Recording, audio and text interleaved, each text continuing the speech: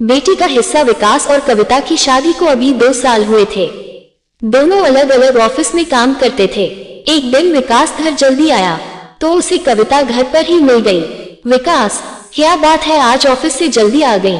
कविता, नहीं, मैं आज ऑफिस ही नहीं जा पाए। आपके जाने के बाद मम्मी का फोन आया था।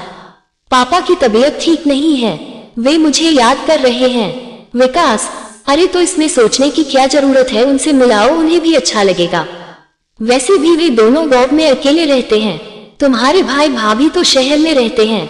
कविता, गांव पर अकेले जाने बहुत परेशानी होती है, गांव तक का रास्ता भी ठीक नहीं है। क्या आप मेरे साथ चलेंगे? हम 2 दिन में वापस आ जाएंगे।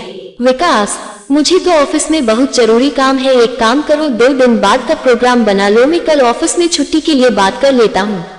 कविता, ठीक है, आप कल बता देना तो रिजर्वेशन करा लूंगी। अगले दिन दोपहर को कविता विकास को फोन करती है।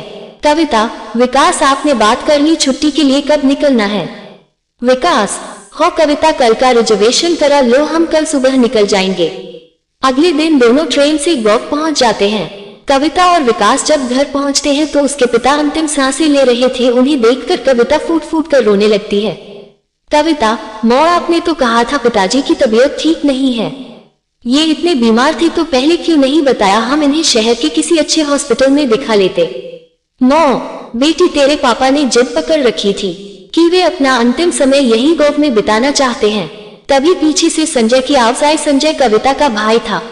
संजय, हाँ, सब कुछ बेटी ही करेगी, बेटे के लिए तो इस घर के दरवाजे पहले ही बंद हो चुके हैं, सारी खबर बेटी को दी जाएगी, यही इलाज कराएगी। कविता, भैया आप ये क्या कह रहे हैं, मैं भी अभी अभी आई हूँ और आपका फर्ज है माँ बाप का ख्याल रखने का। आप यहाँ से जाने के बाद कभी इनसे मिलने आए हैं? संजय, तुम दोनों जा आ जाते हैं, गांव का हिस्सा अपने नाम करवाने हमारी क्या जरूरत है? कविता, भैया आपको शर्म नहीं आती, इस समय भी ऐसी बात कर रहे हो, देख नहीं रहे पिताजी की हालत? विकास, संजय, हम दोनों को तुम्हारे गांव की जमीन जायदाद की जरूरत नहीं है, हमारे पास बहुत कुछ है, ये हिस्सा तुम्हें ही मुबारक हो और जरूरी नहीं कि बेटी अपने पीहर आए तो हिस्सा मानने ही आएगी।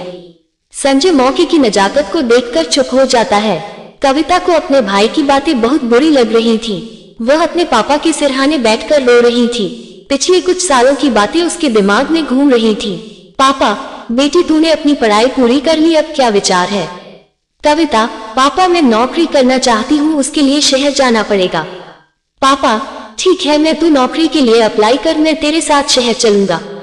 कुछ ही दिनों में कविता की नौकरी पक्की हो जाती है। उसके पापा उसके साथ शहर आ जाते हैं, अच्छे से उसके रहने खाने का इंतजाम कर देते हैं। कुछ दिन उसके साथ रहकर वापस गांव आ जाते हैं। इस बात से संजय और उसकी पत्नी बहुत गुस्सा होते हैं। वे दोनों हर दिन माता पिता से लड़ते थे। एक दिन दुखी होकर पिता ने दोनों से कहा, पिता, तुम अपना रहने का इंतजाम कहीं और कर लो, हमें चैन से रहने दो, ये लो 1 लाख रुपये। संजय अपनी पत्नी के साथ शहर आ जाता है और नौकरी करने लगता है। उसके बाद संजय कभी गांव नहीं गया, जहां तक कि बहन की शादी में भी वह नहीं पहुंचा। यही सब सोचकर कविता रो रही थी।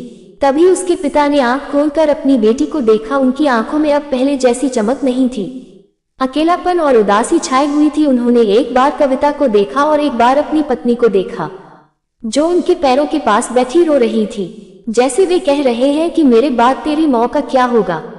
कविता, पापा, आप माँ की चिंता न करें, इन्हें मैं अपने साथ रखूंगी। कविता की बात सुनकर उनके चेहरे पर संतोष के भाव आए, लेकिन आंखों से आंसू बह निकले। कुछ देर बाद उन्होंने आंखें बंद कर ली और कुछ ही देर में प्राण त्याग दिए। 13 दिन तक घर में रिश्तेदारों का जमावड़ा लगा रहा, रीति रिवाज होते रहे। 13वीं के बाद सब चले गए। कविता, विकास, क्या हम माँ को अपने साथ रख सकते हैं? विकास, हो क्यों नहीं, लेकिन मेरी एक शर्त है। कविता, वो क्या? विकास, ये पूरी जायदाद माँ को संजय के नाम करनी होगी, जेवर रुपया सब कुछ, नहीं तो वह यही कहेगा जायदाद के चक्कर में माँ को ले गए। कविता ने संजय को बुलाकर अपना फैसला सुनाया और पेपर तैयार करवा कर सब कुछ उसके नाम कर दिया। चलते समय कविता ने संजय से कहा, कविता, भैया एक बात याद रखना, बेटियां केवल दुख दर्द बांटने आती हैं, जमीन जायदाद नहीं।